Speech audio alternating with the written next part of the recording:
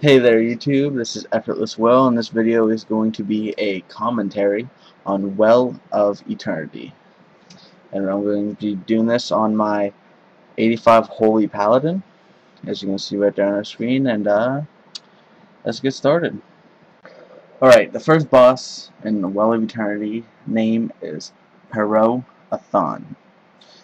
He's a very weird looking boss. And the first thing he does the whole fight is spawns those green circles that you're seeing on the map that do damage to DPS, and they stack up, and the more you stand there, the more and more damage you will get hit by. And halfway through the fight, as you just saw, as you burn him down, he will strangle you and do damage to your whole group. At this point, as a healer, as soon as that comes off, you want to spam heals on every single person. And as you see here in a couple seconds, I do have this weird lag going on, but it will be over in like 3 seconds. And right now is when it starts, which is really weird. You see eyes of Parathon are looking for you. Normally, because I'm a paladin, I run into an eye and bubble because I don't really feel like waiting for someone to get caught. And once you do that, the person that gets hit by the eye, if you aren't bubbled, the boss will turn to you and do a massive amount of damage until you die or your healer is good enough to heal you up. He does enrage at the end, but it shouldn't really matter. And that's the Pero-Athon fight. Very easy and simple, and we're going to go on to the Queen. This boss, like Pero-Athon, is very easy, and you see I have lag at the very beginning, which is very annoying to my party members. This boss is called the Queen of Az-Shara.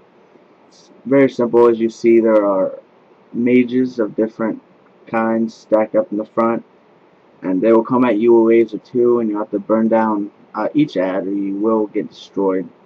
There is parts where she randomly selects a person. It's mostly the healer. She will silence them for a long period of time. And another thing that she does is that hand, as you see right there, I'm targeting. She controls the player, and that player goes around and hits everybody and does a lot of damage. So you have to burn that down really fast. And the parts in here that are difficult that people seem to forget is total disobedience. You need to run up and silence that as soon as she starts, because if she finishes it, that will almost wipe you. You see another wave is coming, and this is basically what you do the rest of the fight. You make sure that you get down those hands, and the healer keeps everyone up, and you make sure that you silence when she does total disobedience. Very simple fight. It's a very simple fight. For a group that knows what they're doing, it's a very simple fight. As you see, they do AoE. As you see, she will silence me, I think, in a second. At some point. Yeah, she silenced me right there. That is a really bad time to get silenced, especially when new ads come. As you can see, the party is getting very low. And when you down the 2 mages that are left, she basically says, "Oh, I don't want to deal with this," and she gets on a bat and flies away.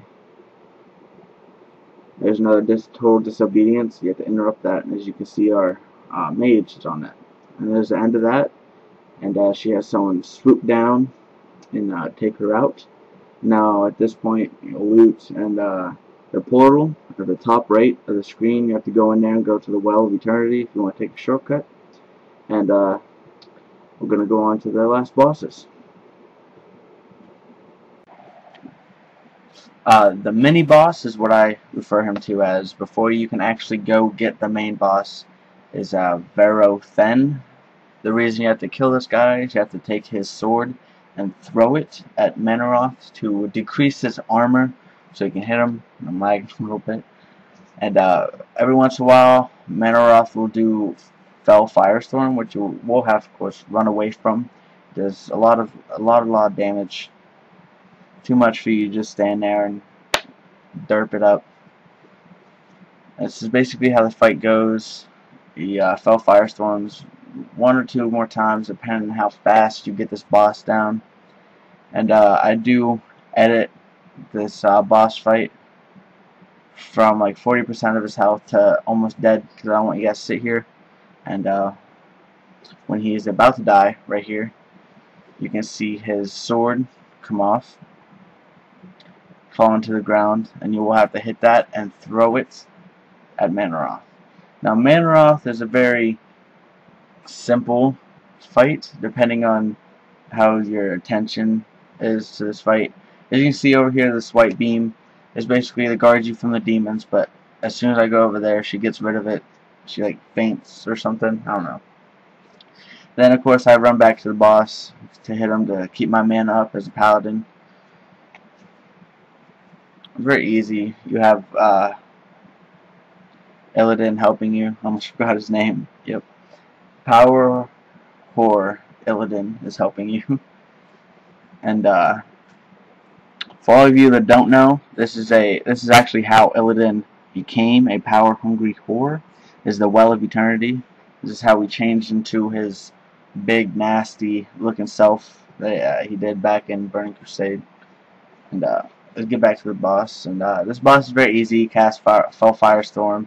He also does this massive demonic portal that opens, and just waves and waves of demons will come out.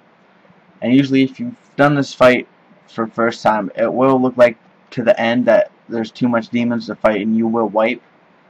But once Illidan gets tired of this shit, he pops a I think it's a potion, I'm not sure, that he gives to everybody, and you turn into basically an image of what Illidan looked like. And as you can see, the DPS died because he left my range.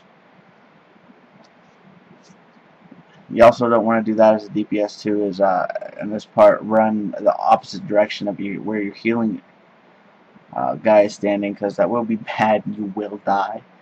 And right here I go to the other side to get ready for Illidan to have enough and just make us so we're invulnerable. This is basically the fight to Manoroth. It's very easy and simple. Very easy and simple. What I don't understand is why isn't anyone B-resing the DPS, but I don't feel like typing because the whole group will die, and Ty will collapse. And then Illidan will have this total spaz attack and just have enough, and he declares that he will be the savior of his people, and I will fulfill my destiny. He basically turns into this big purple image of what he looked like in BC at the end of Black Temple. You can see he turns into a demon, and with him turning into a demon, also turns everyone in the group into a big blue demon. Sorry, not purple.